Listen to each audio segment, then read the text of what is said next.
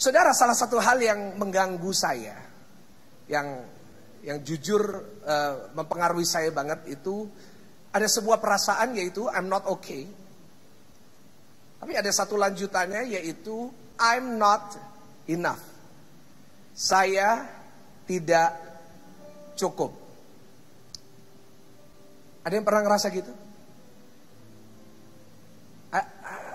Ada jemaat Tuhan yang pernah merasa bahwa saudara ini nggak pernah cukup? Saya sering. Ya kalau mau bicara tentang kehidupan, kalau mau bicara tentang pelayanan, kalau mau bicara tentang whatever it is that I'm doing, saya adalah pribadi yang selalu merasa saya tidak pernah cukup. Saya selalu merasa kurang. Dan saya memiliki kekurangan ini bukan akhir-akhir ini, tetapi ini adalah sebuah beban yang saya bawa sejak usia saya yang cukup muda. Dan seringkali kalau kita bicara kenapa kok kita sering merasa kurang ya. Kita merasa kita kurang pinter, kita kurang pengalaman. Kita merasa kita kurang kaya, kita merasa kita kurang hikmat, kita merasa kita kurang hoki, ya kan? We feel that we're not enough in every single thing. Nah, perasaan ini sebenarnya muncul dari yang namanya the crisis of confidence. Ada sebuah krisis dari kepercayaan diri. Dan tanpa kita sadari hal ini tidak hanya mempengaruhi anak-anak muda maupun dewasa muda, tetapi setiap pribadi yang mendengarkan khotbah saya ini, saudara pasti pernah merasakan ini. I'm not good enough. I'm not smart enough. Dan saudara, sebenarnya apa sih penyebabnya ini?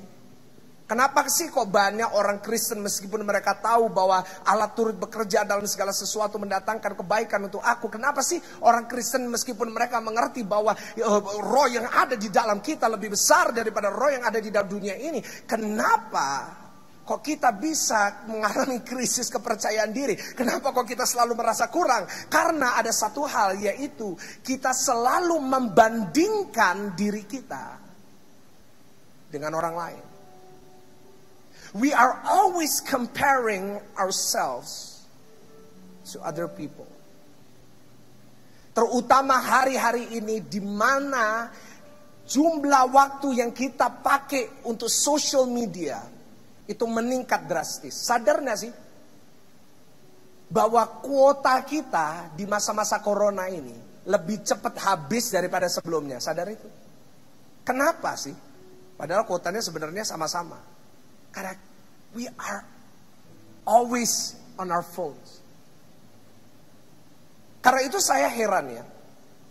Ada orang yang ke gereja masih buka Instagram. Jujur ya, saya meskipun saya adalah seorang hamba Tuhan, saya kalau lihat ada jemaat, apalagi di masa-masa sekarang, ibadah masih main handphone. Waduh, itu kadang-kadang kalau saya jadi Tuhan, untungnya saya bukan Tuhan, saudara ya. Karena we are always on our phones, right? From Monday, nanti malam saudara habis acara ini, saudara di kasur, ngapain di kasur? Berdoa. Oh, darah Yesus, kalau ada malaikat di sini teriak bohong. Saudara di kasur ngapain? Buka Instagram. Bangun pagi buka apa? Instagram. Lagi di toilet ngapain? Berdoa. Oh, darah Yesus, rasanya tidak, saudara. Buka. Is that not enough? Is 24 hours for every single day in quarantine not enough for you? Tetapi kita tidak bisa dipungkiri, banyak orang di luar sana sudah tidak lagi beribadah, tetapi mereka lebih suka buka Facebooknya, lebih suka buka Instagramnya daripada suka baca Alkitab. Dan banyak orang bertanya kepada saya, Pak, kenapa iman saya lemah? Pak, kenapa kok saya stres? Pak, kenapa kok saya gelisah? Ya lihat apa yang saudara baca setiap hari. Tetapi tidak bisa dipungkiri saat setiap hari kita berada di sosial media, kita melihat orang lain, kita melihat selebriti, kita lihat selebgram, kita lihat orang-orang yang hidupnya jauh lebih enak dari kita. Dan kita tidak bisa berhenti membandingkan hidup kita dengan orang lain. Saya mau tanya, pernah saudara merasa lebih buruk setelah saudara buka Instagram? Pernah saudara sebelum buka Instagram, saudara merasa tidak ada masalah, tetapi habis buka, saudara merasa lebih buruk. Aduh, kok gini, aduh, kok aku kurang gini. Itulah. Saya sebut itu the weight of comparison. Atau beban dari perbandingan. Tadi di ibadah pertama saya sudah menyampaikan kepada jemaat, tidak ada hal yang bisa menghancurkan sukacita kita yang lebih kuat daripada perbandingan. Dan itu adalah kelemahan saya. Saudara, jujur saya, kenapa sering merasa saya tidak cukup? Kenapa? Why do I feel that I'm not enough? Karena saya memiliki sebuah kebiasaan dulu untuk membandingkan diri saya dengan orang lain. Saya selalu membandingkan khotbah saya dengan orang lain. Dan dulu saya membandingkan tubuh saya dengan orang lain. Kenapa kok dia bisa six pack? Kenapa kok saya win one big fat pack? Kenapa yang itu bisa tinggi? Kenapa kok saya nggak setinggi dia? Dan salah satu yang membuat saya agak stres, kenapa kok kaki saya lebih pendek dari badan saya? Kalau saudara lihat orang lain kakinya panjang, saya kakinya pendek. Saya selalu suka bandingin, kenapa kalau yang dia gitu, saya kok enggak? Saya membandingkan pendidikan saya dengan orang lain. Saya membandingkan hidup saya dengan orang lain. Saya membandingkan mobil saya dengan orang lain. Saya membandingkan gereja saya dengan orang lain.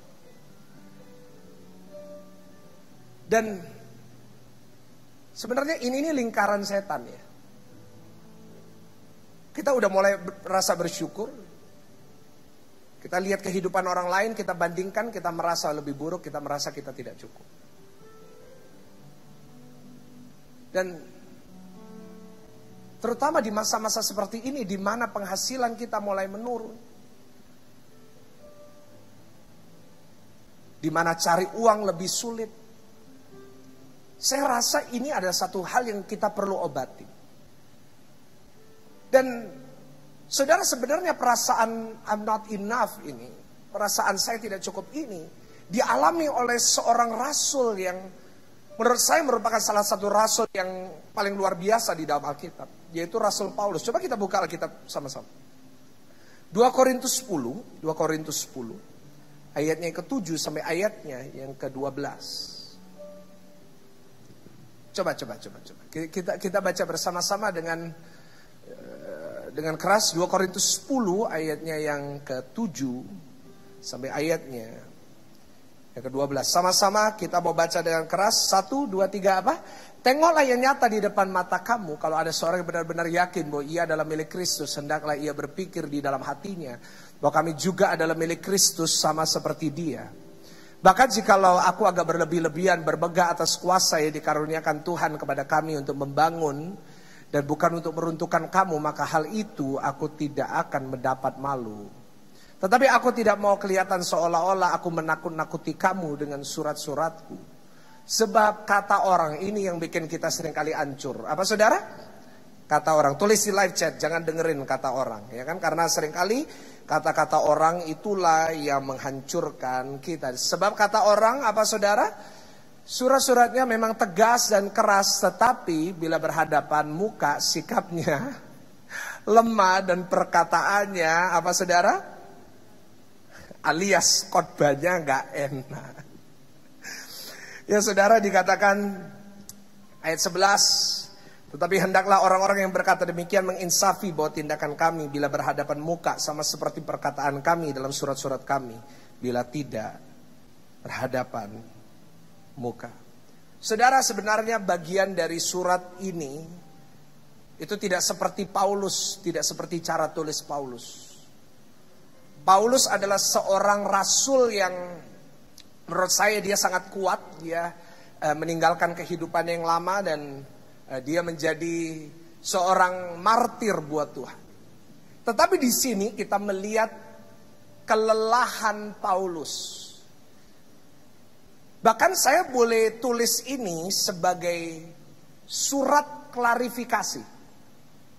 Ya kan? Kalau sekarang klarifikasi pakai video. Kalau dulu pakai surat. Dan bagian dari surat ini dia klarifikasi tentang dirinya. Karena banyak orang, sebab kata orang, ini yang membuat kita seringkali jatuh. Kata orang. Yang namanya suratnya bagus. Tapi khotbahnya gak enak. Saudara, saya yakin pada saat Paulus menulis ini, dia sedang mengalami crisis of confidence. Dia udah ngelakuin yang terbaik. Tetapi tidak bisa dipungkiri pada saat itu pendeta tidak hanya Paulus. Tapi ada Apolos. Apolos adalah seorang yang punya karisma yang hebat. Kalau Apolos khotbah, bahkan Alkitab mengatakan orang-orang melihat dia seperti dewa Zeus. Ada yang namanya Petrus, itu the OG. Apa itu OG? Original atau original gangsta? Ya kan? Itu kalau anak muda pakai istilah itu. Itu originalnya, men. Kalau mau cari rasul yang paling original. Dan mulai muncul gereja-gereja, muncul pendeta-pendeta. Muncul orang-orang hebat, muncul orang-orang yang luar biasa. Dan mulai kata orang, Paulus kalau nulis surat bagus ya. Tapi kalau ketemu kok lemah ya. Kalau ketemu kok khotbahnya gak enak ya. Dan ini membuat Paulus merasa, am I not good enough? Sampai dia harus membuat klarifikasi. Kamu harus tahu kalau ketemu, aku akan setegas tulisanku. Saudara, saat hidup kita merasa kita tidak cukup dan ada perkataan orang lain yang membuktikan itu.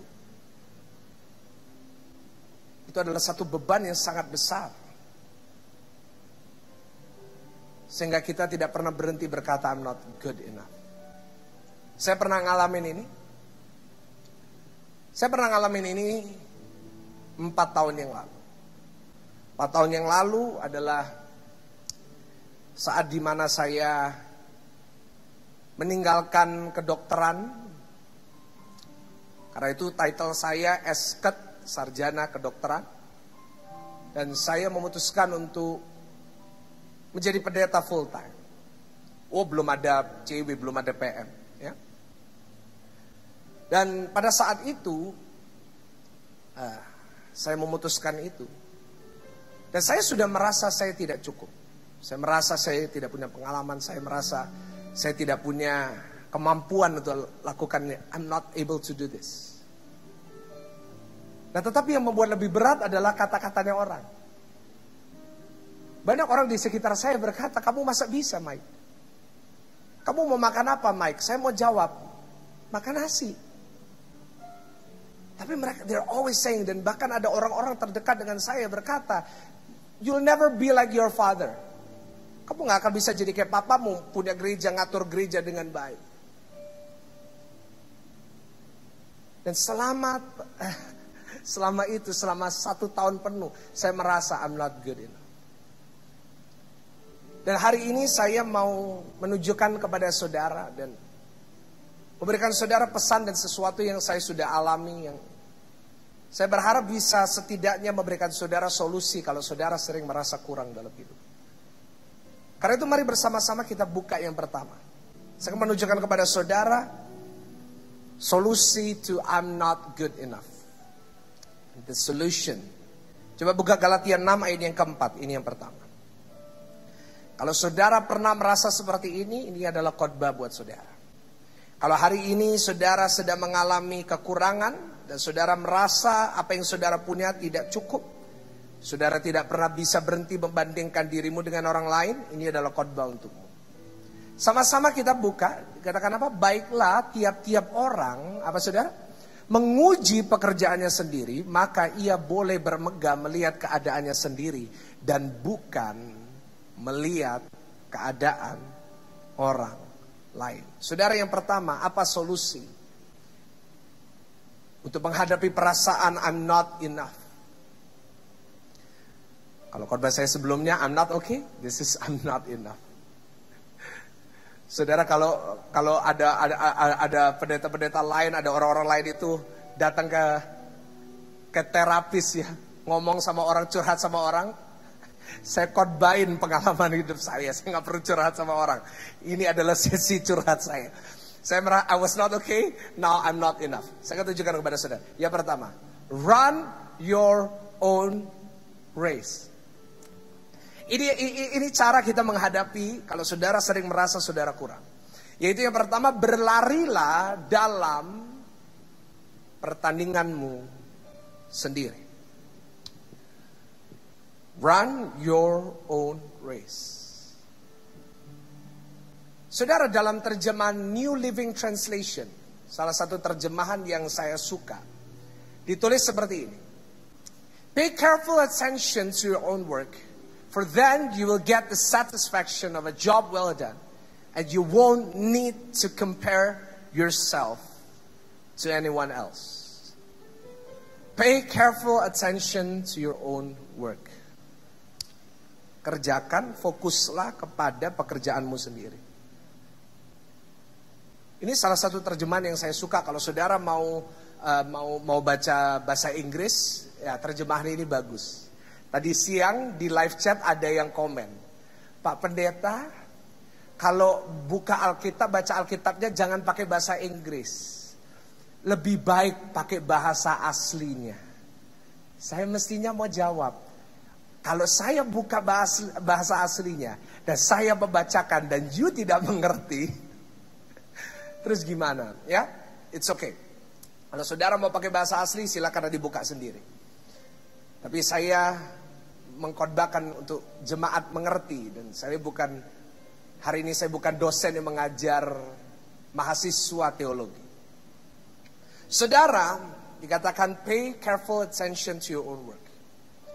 Ini adalah sesuatu yang ditulis oleh Paulus. Dia katakan, daripada kamu membandingkan hidupmu dengan orang lain, fokuslah, perhatikan pekerjaanmu sendiri. Paulus sudah mengatakan kepada jemaat di Galatia, hey, kalau ada orang yang mau menjadi seseorang, ada orang yang mau menjadi orang yang sukses, kalau ada orang yang di sini mau diberkati oleh Tuhan, fokuslah sama kerjaanmu sendiri. Karena kalau kamu menaruh fokusmu kepada pekerjaanmu sendiri, maka kamu tidak akan menghabiskan waktumu membandingkan dirimu dengan orang lain. Tadi pagi saya kasih contoh. Apa yang mencuri sukacita kita? Yaitu saat kita melihat di sekitar kita. Kita lihat kiri, lihat kanan. Bisa bayangin kalau setiap hari kita gini terus? Kita gak bisa berhenti gini terus? Saya udah mulai pusing ini saudara ya. Bisa kita lihat sana, lihat sini. Gak ada habisnya. Banyak orang semestinya kerjanya 100%, tapi menghabiskan 40% membandingkan dirinya sama orang lain. Karena itu gak heran tidak banyak orang yang bisa sukses. Karena itu tidak heran hanya beberapa orang yang bisa mencapai sesuatu yang besar. Kenapa? Karena banyak orang yang gini, kalau saudara menghabiskan waktu yang saudara pakai untuk membandingkan hidup saudara dengan hidup orang lain, dan saudara pakai itu untuk sungguh-sungguh bekerja dan sungguh-sungguh cari Tuhan, saudara akan lihat kehidupanmu akan jauh lebih baik daripada hidupmu hari ini. Tapi masalahnya, kita kerja udah gak 100%, sibuknya bandingkan diri kita dengan orang lain. Saudara, hari ini stop lakuin itu. Stop jadi orang irian. Jadi Papua gak apa-apa, jangan jadi orang irian saudara. Jangan saudara suka iri membandingkan diri dengan orang lain. Aduh, kok dia lebih ini. Oh, kok dia lebih ini. Kenapa saya katakan for you to stop? Karena ini refleksnya manusia. Manusia itu punya punya sebuah tendensi atau punya sebuah kebiasaan untuk suka iri dengan orang lain dan suka bandingkan hidupnya dengan orang lain dan merasa orang lain lebih baik daripada dia. Saya kasih contoh. Ada orang yang rambutnya keriting pergi ke salon ngapain? Ngelurusin rambut, hair straightening. Saya itu pernah punya pembantu orang NTT. Rambutnya keriting, terus satu hari izin, Cici, saya mau minta pergi ke salon. Nah, terus dia tanya, lu kenapa mau ke salon? Iya, mau hair straightening. Kita sampai kaget, saudara, haleluya. Tapi orang yang rambutnya lurus, berjam-jam ke salon ngapain? Ngerating rambut, curling, catok. Salah satu contoh ini rambutnya keriting ya, yang main piano. Suka hair straightening kelihatannya ya. Oh iya benar dia ngaku saudara ya. Itu loh. Loh gini ya. Satu contoh yang lain ya. Orang kulitnya agak gelap. Selalu akan pergi perawatan. Ngapain? Whitening. Saya dulu ingat ya. Ada radio tuh. Viva Cosmetic Whitening. Ya kalau ada yang dari Viva dengerin ya, lumayan saudara. Saya gak nyari sponsor, saudara cuma guyon ya. Tapi kalau bener ada dari Viva denger ya. Wah digosok. Supaya apa? Supaya putih. Tapi orang bule datang ke Bali. Untuk ngapain? Buka baju jemuran. Kita orang Indonesia keluar gak mau lama-lama. Aduh nanti gosong. Orang bule kesini untuk gosong. Itulah manusia. There's something inside of us yang merasa orang lain lebih baik dari kita. Dan kita mulai iri sama orang lain. The weight of comparison. Jangan pura-pura saudara tidak ngalamin ini. Jangan saudara berkata, saya tidak pernah bandingkan diri saya dengan orang lain. Lalu kenapa saudara selalu lihat Forbes top 100 richest person? Kenapa? Karena saudara satu hari kepingin jadi seperti orang lain. Kita nggak bisa mungkiri. Kenapa saudara follow selebgram? Kenapa saudara follow selebriti? Karena you wanna be like them, right? Banyak anak-anak muda sekarang lihat selebriti, terutama yang di drama-drama Korea. Oh my God, umur 50 tahun tapi kelihatannya kok umur 30-an. Aku harus perawatan. Why do we do that? We want to be like other people. We feel that we're not good enough. Karena itu stop pretending, jangan pura-pura khotbah ini bukan saudara. Ini adalah khotbah buat saudara yang lagi nonton ini. Apa sih bahayanya bandingin diri? Tampilkan di slide, Mike. Apa bahayanya membandingkan diri? Yang pertama, kita jadi tidak fokus kepada tugas kita. Yang kedua, pekerjaan kita tidak maksimal. Dan yang ketiga, kita tidak pernah bisa bersyukur. Orang yang suka bandingkan dirinya dengan orang lain, yang pertama kerjaannya pasti nggak benar. Kerjaannya pasti niru. Kalau bisa jiplak orang lain. Yang kedua pekerjaannya jadi nggak maksimal. Tetap tampilin ya Mike, thank you Mike, sama Andrew. Kebetulan ya namanya Michael dan Andrew.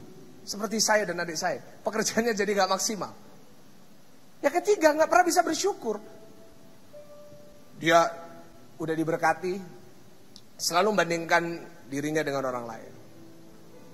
Punya rumah 400 meter, itu bagus loh, besar loh. Tapi selalu, waduh Pak, itu lupa rumahnya koncoku baru pindah 600 meter itu bagus.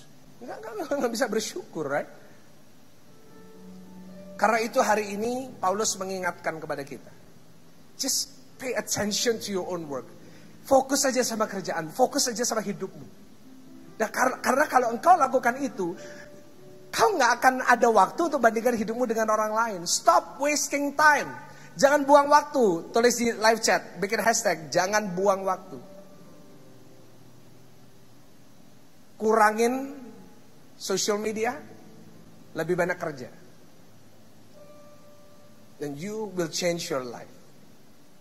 Saudara sebagai orang Kristen, kalau kita bicara tentang bandingkan diri, saya teringat dengan perumpamaan tentang hamba yang diberi talenta. 3 hamba yang diberi talenta. Yang satu dikasih 5, satu dikasih 2, satu dikasih 1. Tapi masalahnya kita sebagai orang Kristen, kita suka fokusnya sama 5, 2, 1-nya. Kita nggak fokus bahwa Tuhan itu ngasih talenta ke semua orang. Itu yang membuat kita nggak bisa bersyukur. Kita selalu bandingkan 1 kita dengan 5-nya dia. Padahal kita harus ingat, kita ini sudah juga dikasih. No, tetapi orang Kristen sukanya 5, 2, 1. Selalu bandingkan. Aku rasanya cuma 1, dia kok 5. Kita nggak bisa memungkiri bahwa kita nggak bisa melakukan semuanya. Saya tidak bisa melakukan semuanya sendiri. Setiap orang punya bagiannya masing-masing. Ada orang yang diberi 5 talenta. Ada yang dikasih 2, ada yang dikasih 1. Kalau saudara dikasih 5, gunakan dengan baik. Tapi kalau saudara dikasih 1, jangan dibuang talentanya. Kalau saudara dikasih 2, kerjakan talenta supaya nanti ditambahkan kepadamu. Tetapi perumpamaan ini sering disalahartikan, selalu dipakai untuk jadi perbandingan. Dan kesalahan orang hamba 1 talenta ini adalah karena dia merasa dan dia marah karena yang lain dikasih 5 dan dia dikasih 1. The weight of comparison. Karena itu saudara dan saya harus sadar bahwa setiap saudara dan saya mempunyai rancangan yang unik dalam hidup kita. Coba tulis di live chat, I am unique. Saudara yang di sini, saudara dimanapun saudara berada, kasih tahu kanan kiri saudara, you are unique. Kasih tahu. Bukan konotasi buruk loh ya. Kamu ya memang unik. No, bukan. But you are unique in God's way. You have to understand that setiap saudara itu ditaruh dimanapun saudara berada hari ini untuk sebuah alasan. I'm here for a reason. Tulis itu di live chat juga. I'm here for a reason. Saya ada di sini untuk sebuah alasan. Dan setiap talenta yang Tuhan sudah berikan kepada kita, itu Tuhan rancangkan untuk kita bisa menempati satu tempat dimanapun kita ditempatkan. Untuk kita bisa jadi efektif di situ. Saudara, karena itu, mari kita stop bandingkan talenta kita dengan orang lain. Karena kita semua punya tempatnya. Saya nggak bisa mengadakan ibadah ini sendiri. Meskipun saya punya kemampuan untuk memegang beberapa hal, tapi saya nggak bisa sendiri. Ada tempatnya. Saya berada di atas mimbar. Tetapi saya tidak bisa memegang kamera. Yang memegang kamera, sahabat saya, adik saya, Azaria, Ezekiel, 2L, Tandu. Tanpa dia, kamera ini fokusnya akan blur. Saudara kan tidak bisa lihat brewok saya. Tapi saudara sekarang bisa lihat dengan jelas karena ada yang memegang dan memegang fokus. Saya sekarang khotbah, tapi saya nggak bisa main piano untuk ngiringin. Tidak mungkin saya berada di sini lalu saya duduk lalu saya megang piano. Saya nggak bisa ada di sini. Saudara nggak bisa lihat saya kalau tidak dipencet oleh teman-teman yang lagi megang komputer di situ. Kalau mereka memutuskan, aduh kok Michael ini bencet, no, mereka tinggal matikan mesin, saudara sudah nggak bisa lihat saya. Saya tidak bisa di sini kalau tidak ada worship leader yang membantu saya untuk memimpin jemaat. Saya nggak bisa di sini tanpa orang yang memastikan kamera, internet yang kita pakai di sini tetap nyala di pusat sana. Saya tidak bisa kalau tidak ada orang PLN yang menjaga listriknya tetap nyala di sini. Setiap kita punya rancangan yang unik dan saat kita mulai bandingkan kita nggak bisa maksimal dimanapun kita di tempatnya. Kita selalu merasa kurang. Saya pernah ditanyain satu pertanyaan sama teman saya. Pak Michael punya 1 tangan 5 jari. Kalau disuruh milih 1 jari untuk dipotong, milih yang mana? Saya tanya sama saudara, jawab. Saudara milih yang mana? Kalau 5 jari ini dipotong salah satu, milih yang mana? Saya dulu jawabnya sederhana. Saya milih ibu jari dipotong. Kenapa? Karena saya pemain saksofon. Selain pendeta saya saksofonis meskipun masih belajar. Tapi saya main saksofon. Dan saksofon itu Tidak perlu ibu jari. Ya, perlunya itu tangan ini aja.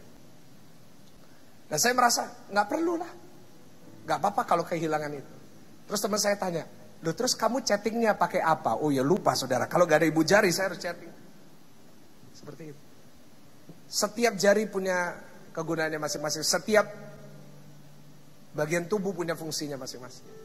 Karena itu Paulus mengatakan fokus sama kerjaanmu sendiri. Saudara, seperti setiap tokoh di dalam Alkitab punya tujuan yang berbeda-beda. Saya kasih contoh yang paling jomplang, Ishak sama Ayub. Saudara, kalau Ayub membandingkan hidupnya sama Ishak, mungkin Ayub itu udah bunuh diri. Dia lihat Ishak enak, tak? Kian lama, kian kaya, sehingga menjadi sangat kaya. Tapi dia kehilangan 10 anak, kehilangan semua anu, sampai satu badan penuh dengan borok. Kalau mereka saling membandingkan, nggak ada. Kalau Ayub membandingkan, nggak ada yang namanya kitab Ayub. Nggak ada. Alkitab kita jadi cuma 65 kitab. 65 buku. Tapi Ayub bisa bertahan, kenapa? Karena dia nggak bandingkan hidupnya dengan orang lain. Ishak enak, tetapi punya tantangannya sendiri-sendiri. Abraham sama Musa beda. Musa harus dengerin komplainnya jutaan orang. Abraham udah umur 100 tahun bisa punya anak.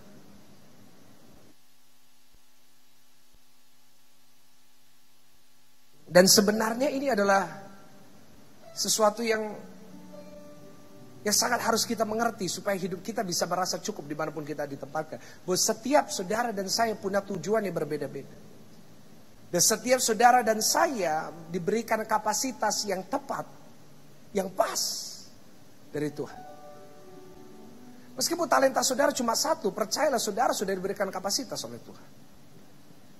Dan hari ini saat saudara dan saya sadar bahwa kapasitas yang Tuhan berikan kepada kita, setiap kita berbeda-beda, maka kita akan bertumbuh di tempat yang tepat dan bukan di tempat yang salah. Saya kasih contoh buah korma. Buah korma itu bisa bertumbuh di mana? Bisa bertumbuh di Indonesia, tetapi kenapa kok kita harus impor? Karena buah korma paling optimal tumbuhnya di Timur Tengah. Begitu juga dengan kita. Kalau kita bertumbuh di tempat yang salah, hasilnya nggak bisa optimal. Pertumbuhannya nggak bisa optimal. Karena itu hari ini dimanapun saudara ditempatkan, saya mau ingatkan nih, siapapun saudara. Saudara tidak harus jadi pendeta, tidak harus jadi pelayan Tuhan. Saudara boleh punya toko, saudara boleh punya bisnis, saudara boleh whatever your job is. Dimanapun saudara ditempatkan, saudara ada di situ untuk sebuah alasan. Dan hari ini bikin sebuah keputusan, bertumbuh di situ dengan optimal, dan jangan bandingkan hidup saudara dengan orang lain. Jangan berhenti mengembangkan talenta saudara hanya dengan membandingkan talenta 5 yang orang lain miliki. Saudara, saya mengalami sebuah pengalaman di sini dan saya berhasil melalui ini. Saudara, saya sekitar berapa tahun yang lalu saya lupa. Saya itu benar-benar kepingin jadi orang yang setiap minggu berada di atas mimbar khotbah di depan jemaat. Saya tuh kepingin selalu bisa khotbah di depan orang setiap minggu. Gak WL, gak main musik, tapi khotbah. Tetapi pada saat itu khotbah saya nggak enak. Ini saya jujur-jujur aja lah. Waduh, saya tuh pernah khotbah sekali ada orang itu keluar. Tapi lebih mending orang keluar daripada saya pernah khotbah ada orang di depan, duduk paling depan tapi ngorok. Saya tuh sampai bingung, loh, apa ini orang ini kurang tidur atau khotbah saya nggak enak, saya sebegitu. Dan saya dulu kepingin setiap minggu saya mau khotbah terus. Saya mau yang tampil, saya mau tampil. Tetapi masalahnya kapasitas saya belum ada waktu itu. Saya baru belajar. Nah, tetapi saudara, saya bisa bayangin kalau pada saat itu Saya memaksa diri saya, oke, nggak ngurus, pokoknya aku harus tampil setiap minggu. Saya ngomong sama Pak Sam, papa saya, Pak, kalau papa nganggap aku jadi anak, aku yang khotbah setiap minggu. Kalau saya gitu, terus saya yakin hari ini GSJS rasanya sudah tutup. Tetapi pada saat itu, di saat saya mulai sadar, oke, mungkin talenta saya bukan di situ. Saya nggak terlalu bisa ngomong. Saya nggak terlalu bisa tampil di depan orang. Saya bikin orang ngantuk. Orang nggak ada yang mau dengar saya. Saya tidak membandingkan diri saya dengan orang lain, pendeta-pendeta lain. Tapi apa yang saya lakukan? Saya mulai fokus di kerjaan saya. Apa yang saya bisa. Saya bertumbuh di mana saya ditempatkan. Yaitu apa? I'm good with Adobe Illustrator. I'm good with Final Cut Pro X. Saya pinter ngurus kamera.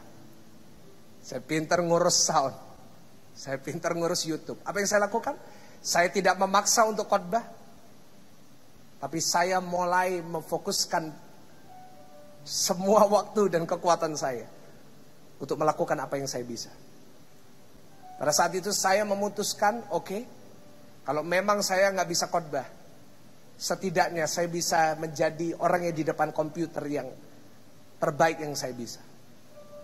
Apa yang saya lakukan? Saya gunakan talenta saya. Saya mulai mengembangkan warta gereja. Saya mulai bangun website gereja yang sekarang dipakai untuk pendaftaran dan lain-lain. Saya mulai mengembangkan sistem kamera. Saya mulai mengembangkan Instagram gereja 1 jam saja. Saya mulai kembangkan sound kita. Saya mulai kembangkan semuanya. Banyak orang tanya sama saya, Pak, full time staffnya di GSJS berapa? Kalau dihitung dari berat badan 93 orang. Maksudnya saya 93 kilo, kalau dihitung satu orang 1 kilo ya berarti. Apa yang saya lakukan? Saya kerjain semua. Apa yang saya bisa saya kerjain. Saya nggak harus khotbah, saya nggak harus berada di sini. Saya memiliki sebuah prinsip, saya nggak harus di sini. Tapi setidaknya saya bisa menjadi versi terbaik dari diri saya pada di mana saya ditempatkan. Apa yang terjadi? Di saat saya sudah memaksimalkan talenta yang Tuhan sudah berikan, Tuhan beri talenta yang baru. Kalau saudara hari ini hanya fokus dengan apa yang saudara nggak bisa, dan saudara selalu bandingkan kapasitas saudara dengan orang lain yang bisa, maka Tuhan tidak akan pernah bisa memberikan saudara talenta yang baru. Tidak heran banyak orang 10 tahun yang lalu sampai hari ini kondisinya tetap sama. Kenapa? Karena mereka tidak pernah memaksimalkan apa yang Tuhan sudah taruh di dalam diri mereka. Saudara, ini pesan saya buat setiap saudara yang sering merasa saudara tidak cukup. Stop bandingkan hidupmu dengan orang lain. Dan hari ini belajar untuk bertumbuh di mana saudara ditempatkan. Dan yang kedua saudara, mari kita buka sama-sama 2 Korintus 12 ayat yang ke-9, yang terakhir. 2 Korintus pasal yang ke-12 ayatnya 9. Kita baca bersama-sama dengan keras, 1, 2, 3. Tetapi jawab Tuhan kepadaku, cukuplah kasih karuniaku bagimu, sebab justru dalam kelemahanlah kuasaku menjadi sempurna. Sebab itu terlebih suka aku bermegah atas kelemahanku, supaya kuasa Kristus terus menaungi aku. Yang menulis siapa? Paulus lagi.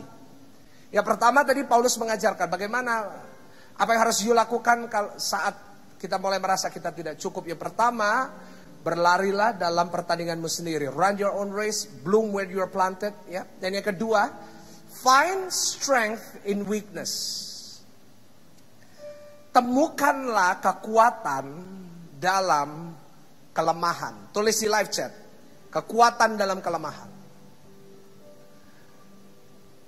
Saudara, Paulus menulis di Galatia tadi, di Korintus tadi, kita udah belajar bahwa orang lain mengatakan bahwa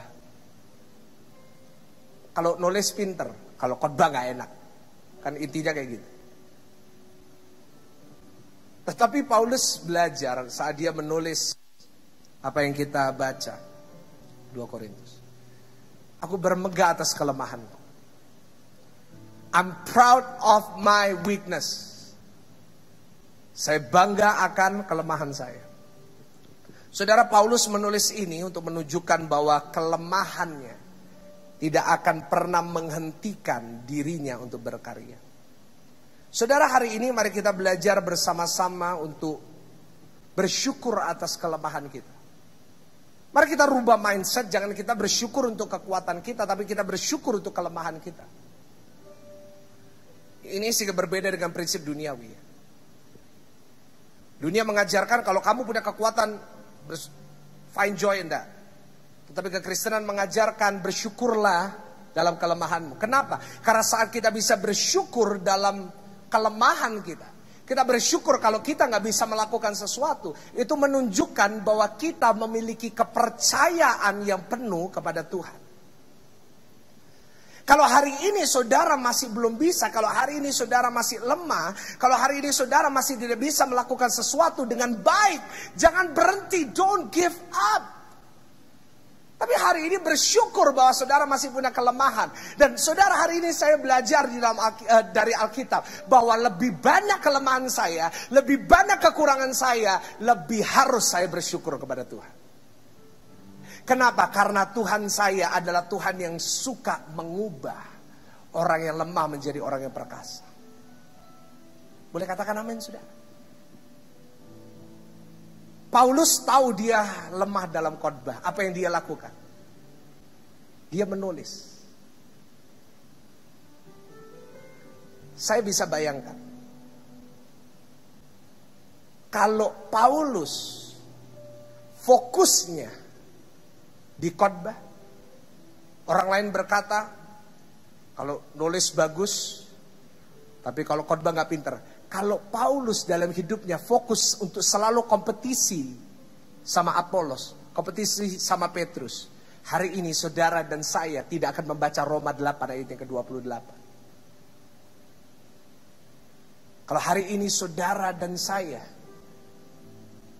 bisa membaca firman Tuhan yang mengajarkan bahwa dalam kelemahanku kuasa Tuhan menjadi sempurna, itu karena Paulus tidak sibuk membandingkan hidupnya sama Petrus. Karena dia sadar, aku punya kelemahan, that's okay. Tetapi saya punya Tuhan yang bisa mengubah kelemahan di hadapan manusia menjadi kekuatan yang luar biasa di dalam dia. Boleh kasih tepuk tangan yang paling meriah buat Tuhan kita. Saudara di rumah kasih emoji tepuk tangan supaya saya bisa lihat. Saya ingin sampaikan kepada saudara, pemain musik boleh naik. Mungkin hari ini engkau merasa engkau lemah, but that's good. Pak Pendeta kok bisa bilang kalau lemah itu bagus? Karena kita punya Tuhan yang suka cari orang yang lemah. Isai gak kurang anak. 7 anaknya gede-gede, tinggi-tinggi. Yang paling kecil, paling pendek namanya Daud. Daud paling pendek di keluarganya. Tuhan memilih dia untuk melawan siapa? Goliat. Siapa Goliat?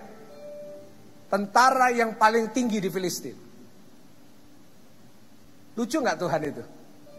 Tuhan memilih yang paling pendek di keluarga Isai untuk mengalahkan tentara paling tinggi di Filistin. Saya mau sebut Tuhan kita itu adalah Tuhan yang paling suka mengadakan plot twist. Boleh tulis di live chat, plot twist. Ini terakhir, pemain musik silakan naik. Katakan salah-salah. Plot twist. Mungkin saudara berkata, Pak Pendeta, apa itu plot twist? I will tell you. Ini saya janji, ini penutup. Saudara, plot twist itu kayak gini. Saudara yang di rumah pernah nonton Avengers Endgame? Saya yakin saudara usia muda atau tua pasti semuanya pasti menonton. Jadi saya yakin di ruangan ini semuanya pasti pernah nonton. Saudara ingat salah satu adegan di akhir dari cerita. Mungkin ada yang lagi dengar. Ini khotbah atau cerita no film? Sabar dulu bos, sabar ya. Saya selesaikan dulu ini ilustrasinya. Saudara ingat di akhir dari film itu, di dekat-dekat di akhir, di mana Iron Man, Captain America, sama Thor itu yang jadi gendut terus berewokan gitu ya. Yang terus lawan Thanos kan. Wah, dan akhirnya kalah. Perisainya Captain America dipotong jadi 2. Lalu Iron Man kalah, Thor kalah. Mungkin karena kegendutan, karena dia nggak kuat ya kan. Lalu semuanya sudah kalah, semuanya sudah everyone was gone. Tinggal Captain America, dia tetap berdiri. Dia ngelakuin gini, dia berdiri, dan di hadapannya itu tentaranya Thanos semua. Wah, kelihatan ya di adegannya begitu bagus ya. Udah lama ya nggak nonton film ya saudara ya. Ya saya juga. Wah besar. Captain America sendirian melawan kelihatan besar. Kelihatannya hancur. Tapi apa yang terjadi setelah itu?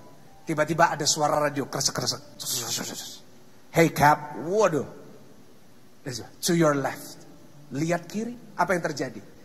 Ada satu lingkaran besar yang dibuat Dr. Strange. Dan tiba-tiba ada musik yang begitu megah.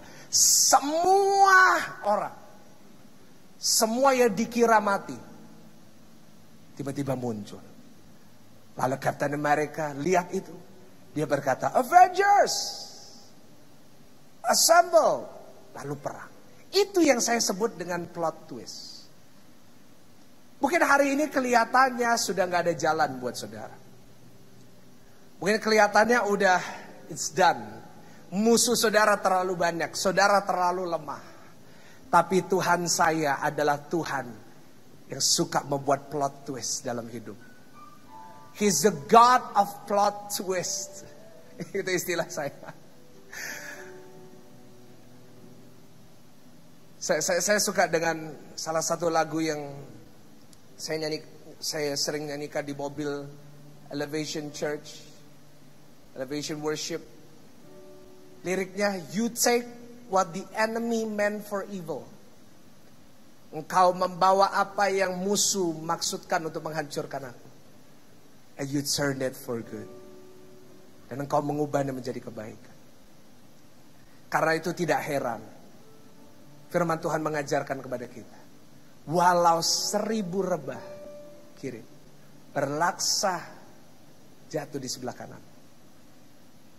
Tapi engkau akan tetap bertahan dan engkau akan mengalami kemenangan. Why? Because He is the God of plot twist.